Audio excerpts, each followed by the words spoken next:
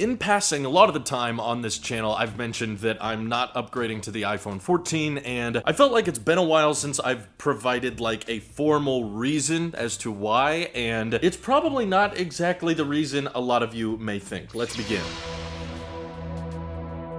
So I apologize if I've just made it seem like I think that the iPhone 14 lineup is so boring and so basic that it's not even worth upgrading to, but it actually has a lot more to do with how incredibly well my iPhone 13 Pro Max has been for me. Over the past, 10 months now it still feels like a brand new iPhone, and I'm actually using it for more and more things thanks to iOS 16, especially with subject lift, to the point that it's kind of spooky how much I can get done with just my iPhone for work and for my lifestyle. And I think it's also important to mention that for a lot of you out there, I do think the iPhone 14 series will be a solid upgrade. And while I may diminish the upgrades and say like it's not that big a deal, I think it's important to acknowledge, because a lot of YouTubers don't bring this up, the fact that most people are not upgrading year over year, especially in 2022 when year over year iPhone upgrades are pretty incremental, and the iPhone 14 is no exception to that rule. So there's a lot of people that are going to be upgrading from 11s and some people maybe even the 10S's or earlier, and that's where all of these year-over-year upgrades start to stack up and make a meaningful upgrade for you. But to be completely transparent, I also think a lot of the rumored changes for the iPhone 14 series, more so on the Pro end, the regular iPhone 14s don't feel like that big an upgrade much, but it will be nice to finally have like a larger size option for the non-Pros. But even ignoring that size option for a second, if we just talk about the 14 Pro Max, it should have a lot of things I could see myself appreciating, whether it be thinner bezels all the way around the edge. I know most people don't draw attention to that type of thing, but I totally notice it, and that's what's rumored to change with this display upgrade. And like I've said before, I'm not the biggest fan of the eye hole instead of the notch, but I could see myself getting used to it. I don't really see it as an upgrade per se from the notch, but it does have the effect of looking more new and more modern, so I gotta give them credit for that, of just kind of updating the look a little bit. But it sounds like the majority of the upgrades aren't coming from the new A16 chip. It's probably going to stem from camera upgrades. So one of my biggest design issues with the 13 Pro Max is how gargantuan the camera bump is on the back. 14 Pro Max doesn't appear to be addressing that issue, because the camera bump is rumored to get even thicker, even wider, as is the chassis, so it's going to be a total brick of an iPhone. But as much as I'm excited for finding out that we may get 8K video recording, because there's references to 8K video encoders in the M2 chip, so a lot of people are sure, oh, that must be coming to the iPhone this year, I think we've absolutely hit a point of diminishing returns when it comes to camera upgrades, because I'm sure there will be some side-by-side comparison that's able to showcase why the 14 Pro camera is able to perform much better than the 13 Pro camera, but I think those differences are going to be so minor and so hard to notice that I can't even justify that upgrade cost when the 13 Pro Max camera is already so freaking good for me. In fact, if you weren't aware already, whenever I take a trip and I'm filming or making tech or EV videos away from my home, I don't pack the Blackmagic camera because it's kind of bulky, and packing around its charger and everything can be somewhat cumbersome. And what I've noticed is, even when I switch to the iPhone as my main camera rig, yes, this is shot on iPhone, very few people actually bring it up unless I draw attention to it. You know, if I just post a video and don't mention anything about the camera quality, no one will bring it up. No one will say, oh, this camera doesn't look quite as good as your Blackmagic. So I know that if I draw attention to it, people will say, oh, well, yeah,